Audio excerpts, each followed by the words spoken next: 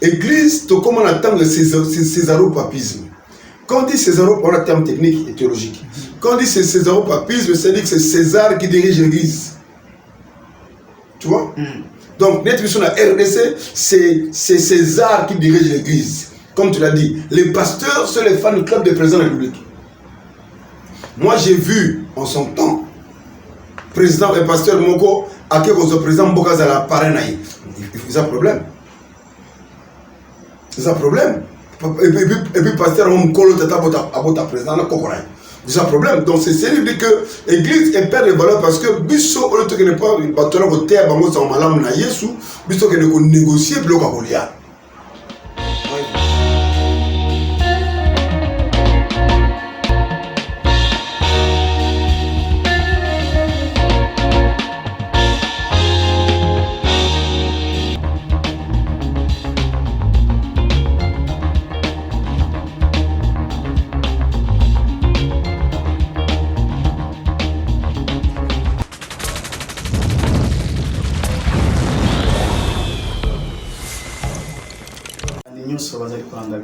na mokili mobimba précisément na mboka na biso RD Congo. Ngai nazali musali na bino Didier Vangu. Tozali wana pona koloba likambo etali confinement. Maladie oyo ezali ko déranger mokili. Et puis elongo na ngai na liambi musali na Nzambe apôtre Willy Bakenda tozali wana tokosolo ntango ke pona likambo etali confinement. Bonjour apôtre Willy Bakenda. Bonjour serviteur Tomosali Didier Vango. Na bengi yo pona koloba likambo onga na koloba tout à l'heure, il y a confinement. Question nanga yambo ezali rôle nini oyo église eko jouer après confinement oyo, parce que kolandi sama peut-être ndenge mboka ezali kotambola peut-être dans 1 ou 2 semaines confinement oyo eko sila. Alors rôle ya église après confinement eko zala nini? Merci pour la motuna. Les amotuna tina makasi parce que il faudrait tout d'abord tirer avantage, là des avantages avant de répondre clairement. Na yambo confinement oyo na ba que mission na biso ya liboso eza kombo ya sikate. Ezali kombo oyo même na lingala ezali kofinana. C'est ça confinement. En français confinement lingala kofinana. Alors, confinement oyo batie ango to batiaka ngo mingi d'après dictionnaire de prescience ceux qui mon peuple ba ezali na mboka bako batela bato pona baza protéger na peuple ba wana. Donc ceux qui tozala qui confiné ezala qui pona bokono oyo et ko biso to bengi ango COVID-19. Or COVID-19 wana lenge bana ko sala ba imboka tamayele balobi que non pour na kolonga yango ne tambola mbangu photo kanga bato ni sika moko bae bavanda. Alors na tango ya confinement oyo bakangi tu sika moko toujours tango ko biso parce que ma capitaine l'église toujours tango ko bondela toujours tango ko luka Nzambe parce que na confinement oyo ba pekisa ki l'église et sala ba pekisa ki ba bar ba restaurant d'école même bisika songolo oyambula matari bakangaki yango akaisala et comment ki batukaka moke bakangi ba frontière makobele sala makiwana oyo ekeme kokwese kita ya mboka ou bien en français économie. Mais tu es dans ma commentaire biso ecclésia confinement oyo tozo bimana yango na poso moko 3000 balé ndenge tozola na ndenge basanza kotambola na basama minoka batute metoma na information bazo lobela si mana yango ecclesia esengeli emona lolenge ya sika ya kosalela ekozolenge ya sika ya kosalela lolenge ya sika ya kolobela lolenge ya sika kotambusa ecclesia pamba te sikoyo nini yango esaleli tozwi pe ntango ya koyekola pa tobondeli parce que ecclesia moko te esali pendant plus ou moins 3 mois. Et puis c'est Kangami parce que depuis 10 mars, Tozaya au Kangama, 10 avril au Kangami, 10 mai au Kangami. Donc pratiquement 3 mois. Surtout comme les 10 jours, ça fera 4 mois. L'église, mon côté est salé, mais l'église a mis ce temps à Bondela.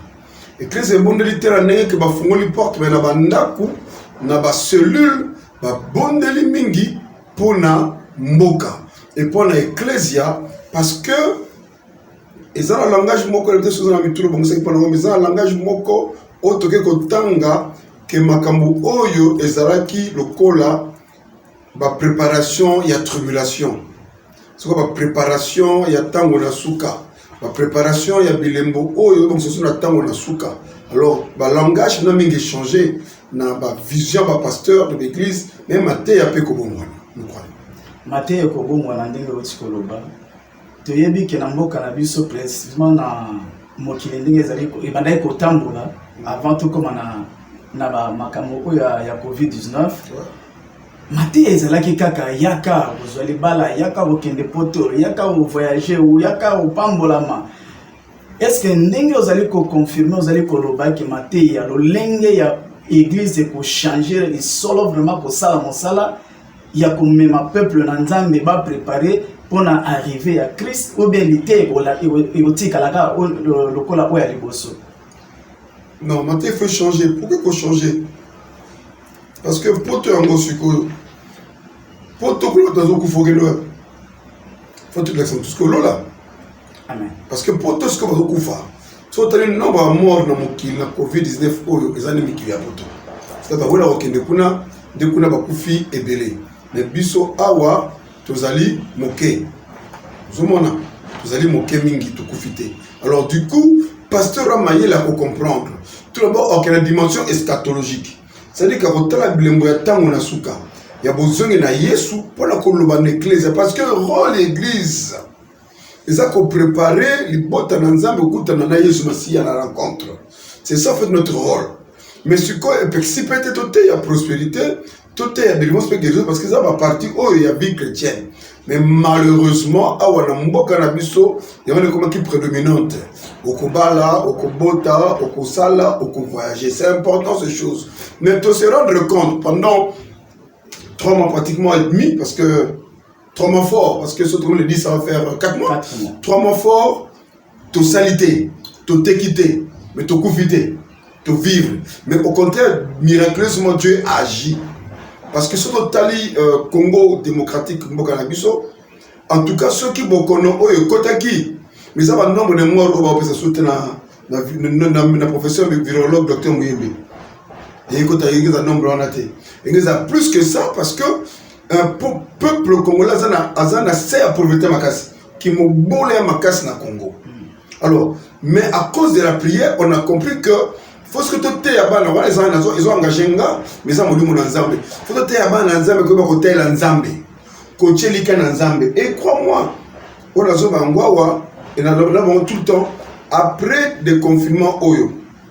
L'église minga minene et ko kita. Ba ko perdre partout.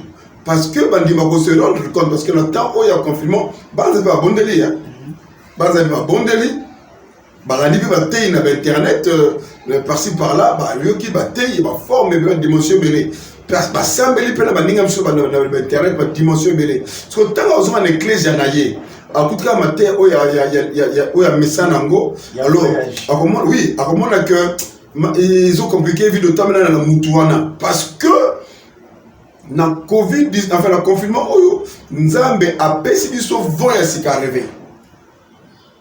Tozu voya sika arrivé, tozu kota, peut-être ça va arriver à souka, à temps na souka, ils sont séance de crise naïe.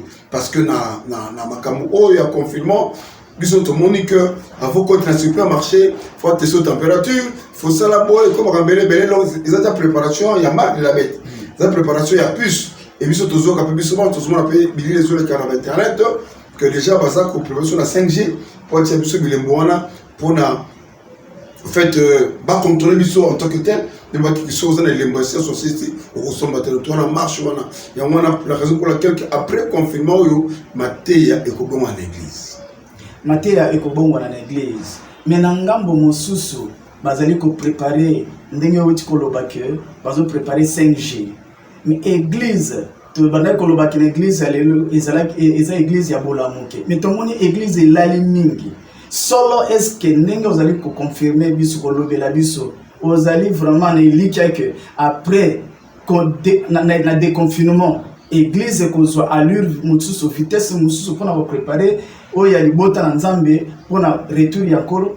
Oui, avec force na souligner le marqueur rouge. Oui, église n'a pas 20 personnes à Yanganite. Mais au contraire, dans une église, il y a bandako. Au Bible, yebi. Dans une celui de maison, où va toi sambeli mingi. Écoutez, la Bible avant réveil salama. Et comment on est salama, il n'y a pas si n'est préparé réveil. Après le roi Yesu, il y a eu persécution. Après le roi Yesu, quand même est-ce que moi bandi ba yekoli, uli mo ensemble nous nous quitter. Et après on nous au kita, apôtre Paul a banni sur la sol de Tarse. Bandi ko persécuter l'église. Parce qu'on a persécuté par kimi ne réveil côté. De ce moment tamboli, ils appellent nenge moko na confinement oyo. Donc coronavirus ngai wili ba ken na capitaliser yango. Coronavirus nga na moni ke zande nzambe. Ayesko a changé ordre sikanakat na église.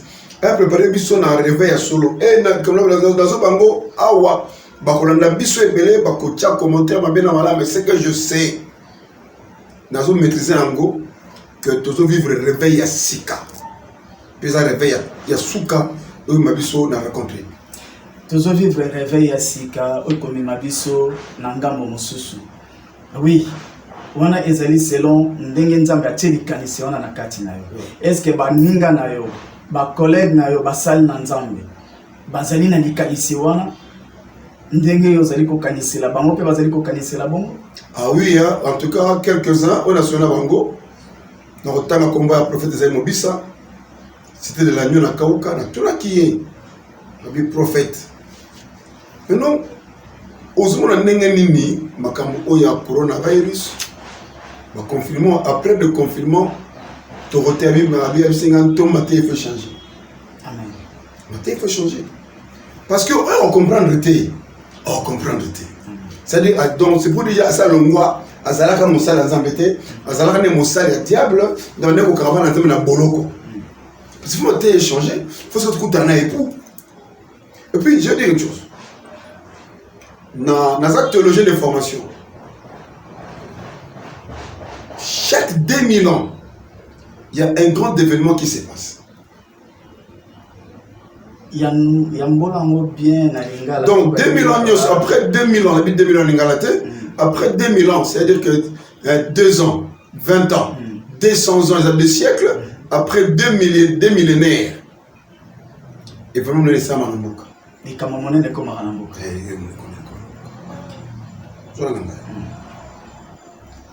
Pendant le roi Yesu, parce qu'il était le tour à 3000 ans. Et venons on est le roi Yesu. Ah oui. Et venons le roi Yesu. De loi Yesu, il est là, tu combines à 3000 ans. Donc tu dis 2000 ans, tu 3000 ans. Et fais-nous une séminisation du coronavirus. Et on tourne Koloba, marque de la bête, grande tribulation, on va rester la bise, tout le monde est en haut. Nous avons maîtrisé. Le lot où l'économie a montré tout, ils ont offert. Les Français vont libérer, parce que l'économie a montré tout ça. Voyez-vous? Le faut bien ça parce que tout est paralysé, ça ne marche pas. Toi, ça, pour avoir tout relevé, l'économie en boucle. Voyez-vous? Les Américains ont dit que les Américains ont dit que les Italiens ont dit non, ils ont thrombose. Ils ont une grippe qui a une dimension. Mais maintenant, ils ont paracétamol, ils ont aspirine, maintenant, antibiotiques, tamboula. Parce que l'économie, c'est une équité. Parce que vision à diable. Parce que l'antéchrist a employé à comprendre pour diriger mon kilo. Alors, diriger mon kilo, il faut que la binotoire centralisée tout dans ma colonne. Alors, déjà, le club est connu parce que tu sais, on a aussi une recherche sur le pièce, mais ce que c'était dit que le confinement fera 6 mois. Et je l'ai pas su lu. Le confinement doit faire 6 mois. Et la Chine confine maintenant janvier. Est-ce que quelqu'un me comprend? Et la juin on déconfine. Et après ça, dans le mois de juillet, mon culture comme ils ont la vie normale. C'était un calcul qui était fait. calcul et salami. Alors, si on calcul et salami, va comprendre que mokili, va fukami, va kwei, allez-y comprendre. Na dimbo kana biso ba deux heures tous les jours, ezoya. Parce que la main qui donne, c'est la main qui domine, non? Donc, c'est-à-dire que derrière ton côté, la carte, il y a Boumouana. Va imposer biso, va kolinga ko imposer biso. Et quand biso to mboka bena mokili. Pour preuve. Maladie ezana poto. Chine, Amérique, Italie, c'est beaucoup mingi. Mais balinga ki ba expérimenter vaccin na bango puis en Afrique. Est-ce que maboko non ezate? On doit réfléchir, on doit quand même réfléchir. On doit quand même réfléchir. Et c'est ngeli so sola na likambwana. Papa, na maïnyoso apôtre oyo lobi. Toyoki. Bayeba bazali kolanda biso bayoki. Leçon nini oyo église ekotire na sima makambo oyo nyonso. Regardez à Dieu. Église veut-elle en Zambé? Église, ils ont sa sacrée langue. Parce que l'église est en sacralité. Il y a un moment confirmé oyo ba tiebiso église na boloko. Na mboka lokola ba Burundi oyo ba président Kurunziza ba yi valeur église aboyi makambo wana. Atana ba Tanzania aboyi makambo il faut église sambela pona bokono to bika na yango. Tu vois? Donc la raison que moi la leçon que je vais tirer que il faut église zonga la sacrée na yango. C'est qu'il faut bonganga nzambe ezonga. Musala nzambe tika musala nzambe. Ata ok pas ministre, ok pas président Kabelo million, masaka kamundimi. Une chose qui est vraie.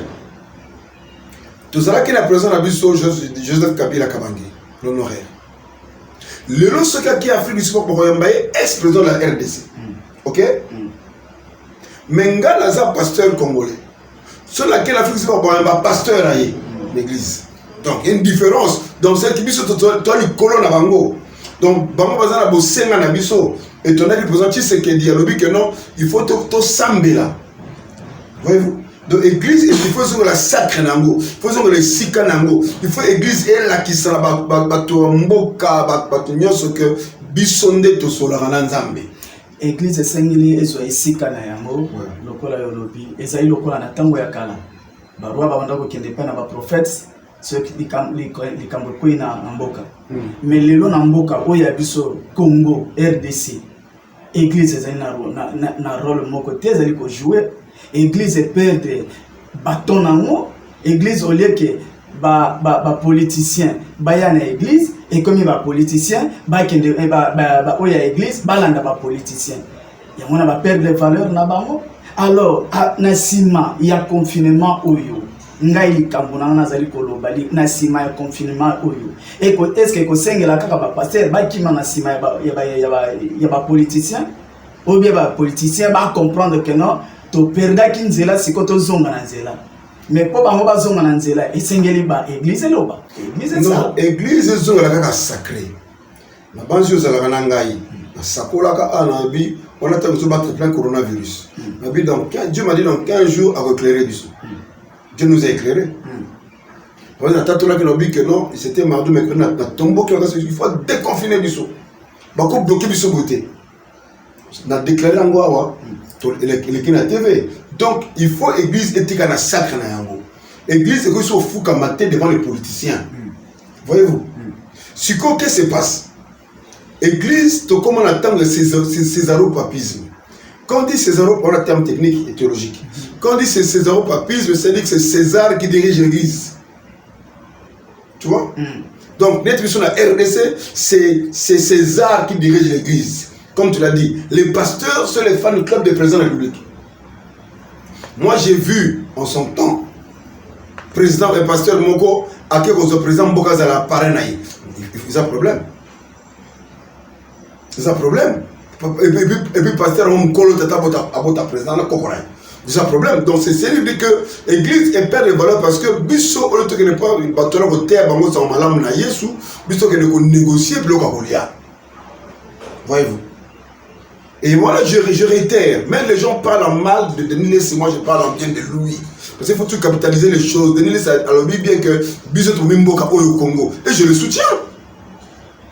Parce que n'a pas sur mon compte, c'est ça m'a monté, je sais ça parce que vous avez là où vous Saminayo, montre Saminayo, c'est là où ça tue l'église. Parce qu'il faut église zone là-bas, ils ont un hôtel là, Nzambe. Il faut église zone un hôtel là, Nzambe. Église là, Moussala na Yango. Dans Digéré, ça que na mon kaimoko personne idaos. Il y a Zala qui soka lobby bakozo fukami. Même les gens en beaucoup anglophone, ceux qui ont senti respect. Dans la tambola mingi, dans le pays anglophone, tant au Bika, vous allez man of God, bazio na bega, orienté yo. Par exemple, dans Zambie, ils vont emmerder yo. Ok? Mais à na Congo, au Congo, dans Zambie, on t'emmerde. Pourquoi? Vous savez, je te dis pourquoi? Parce que sacré zate, bongange zate. Bon Zambé zate. Ou le to vanda. Posant ti sekeda ngo pa na ye aye pa na biso koluka biso. Le biso zo longa to pa ti sekedi koluka e pour na ko créer ba cop. Il y a comme dans la besoin église a bengi to sambela. Le prophète dit ça dit ces choses là le prophète. A bengi to sambela pour na ngai après ce soit vers tout ko bundo e ki cop na ngai. C'est là où l'église a perdu la valeur. Mais moi je crois que na sima confinement oyo église ils ont la valeur nango parce que moi les bateaux au monde wana vous êtes soutien bateaux au monde ba vous allez soutien donc ils allaient basel il y a libono ils allaient basel na nzambete Dieu seul sait alors les cambo o to banda ikolo o to banda ikolo badi le début de komiko kende nasuka to komiko kende pochité okolo banini pona o ba o bazali koloba kolanda biso okoloba nini pona ba collègue na yo ya église okoloba nini pona corps de Christ na kati na Congo liloba ya suka ezali nini ben pona balandi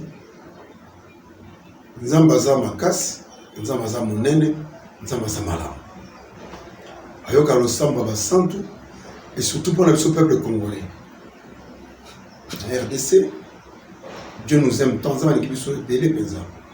Alors, tout quand on a Nzambe, tout le monde a Nzambe a mené un abisoté, mais il y a Nzambe ya solo.